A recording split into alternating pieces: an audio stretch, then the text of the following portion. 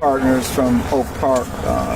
This has been an ordeal really since Friday when we really ramped up our investigative work. So I'm going to have to go back through and just give you kind of a scenario of what took place. So at 1:30 this afternoon, the suspect who was involved in a number of murders, the one who I called earlier a serial killer, was seen by a clerk at the bookstore. He'd been there in the past. In the past, he would ingest what he described as smoking rock cocaine. On today's date, no evidence that he was doing that. However, he was in there, and they wanted him to leave. But they recognized him from news reports. So at that point, 12 Precinct responded in very quickly. A couple of our neighborhood police officers were first on the scene.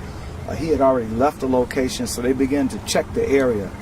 At some point, they became aware that he may have crossed 8 Mile into the city of Oak Park.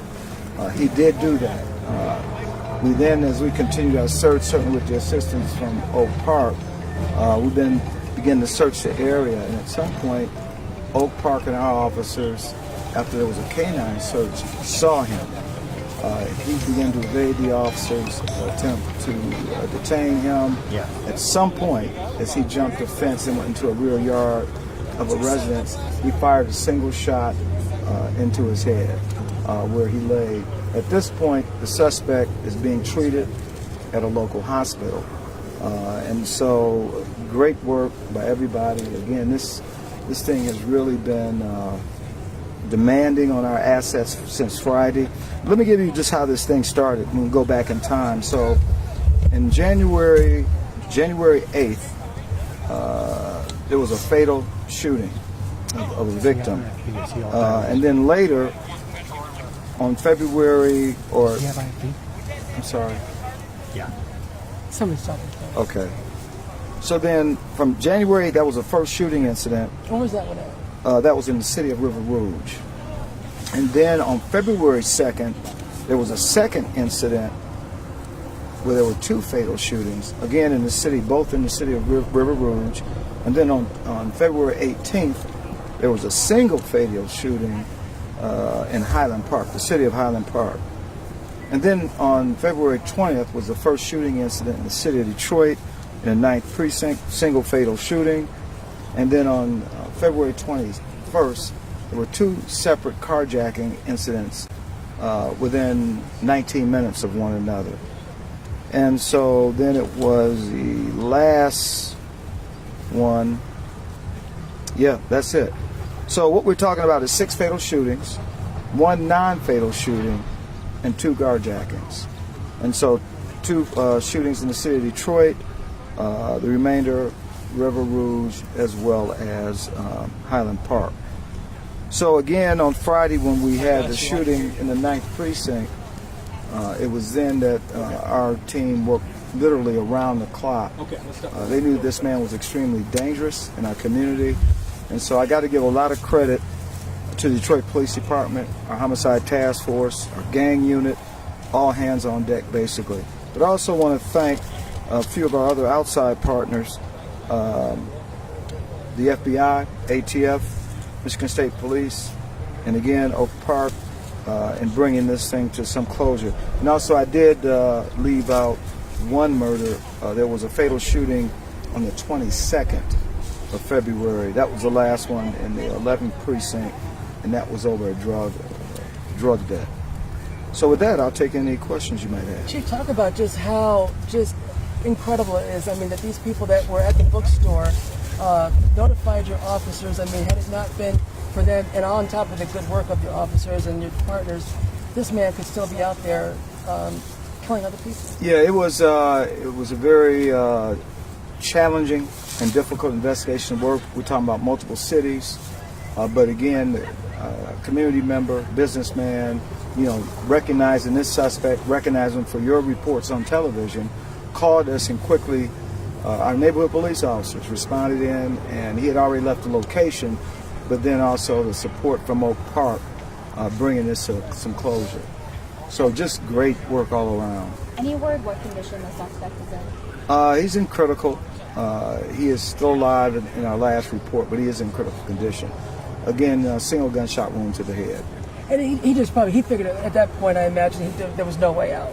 He was cornered. I can't speak on what was in his head at the time, but I will tell you that we had some concerns. Our special response team, as you know, we were involved in a mission several days ago in the city or assisting Highland Park. He was not at that location. So our SRT had been involved in this also throughout the weekend. So the good news is no one else got hurt. Certainly this could have been a very tragic situation, whether we had encountered him at the bookstore or if one of our officers had first. Chief, we're starting our 4 o'clock show here, and I don't know if our directors can hear me right now, but if they come to us in any second here, I'll ask you just to recap how it came to be. Yes, come to us now. We have the chief here.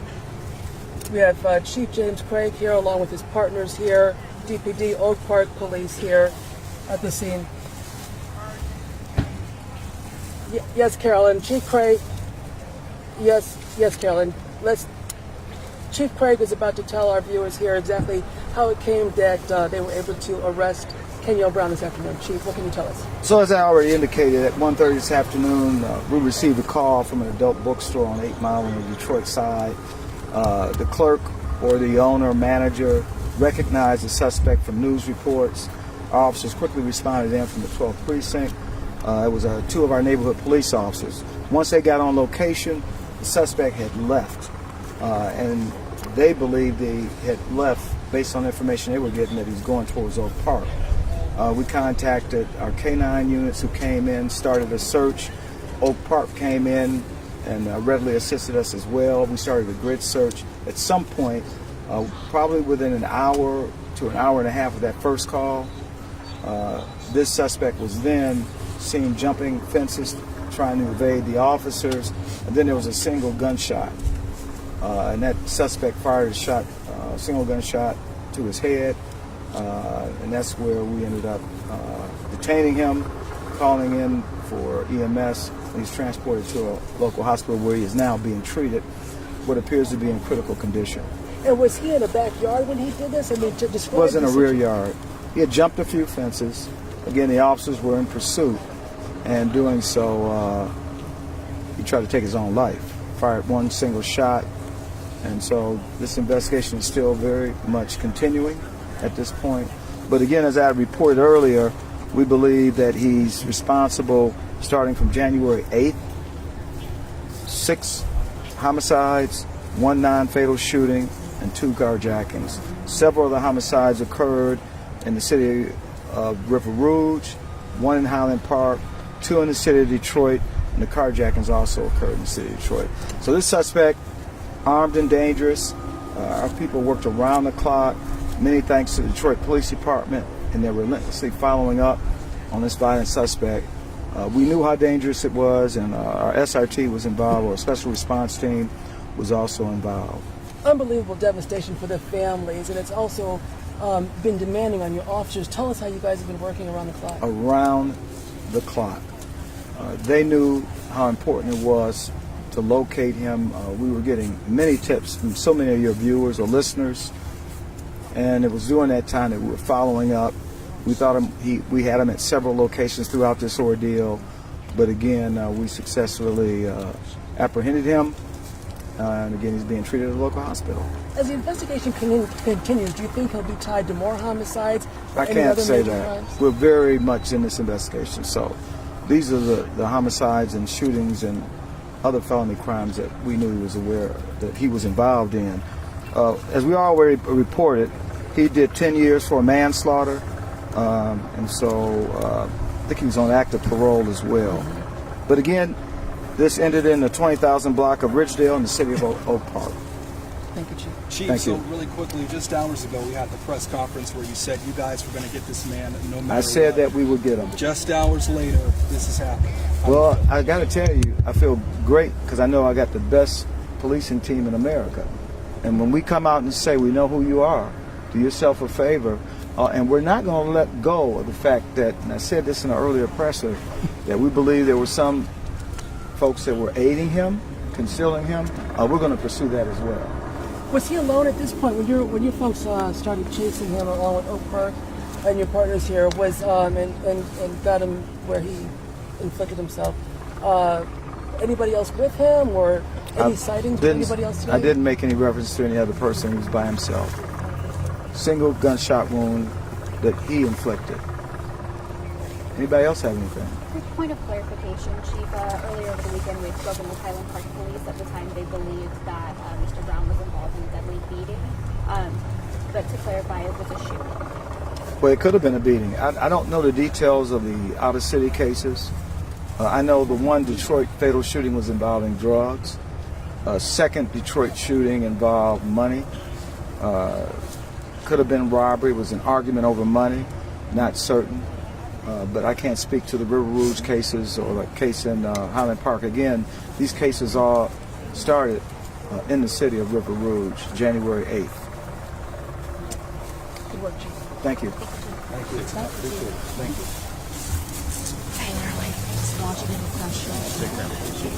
Stop.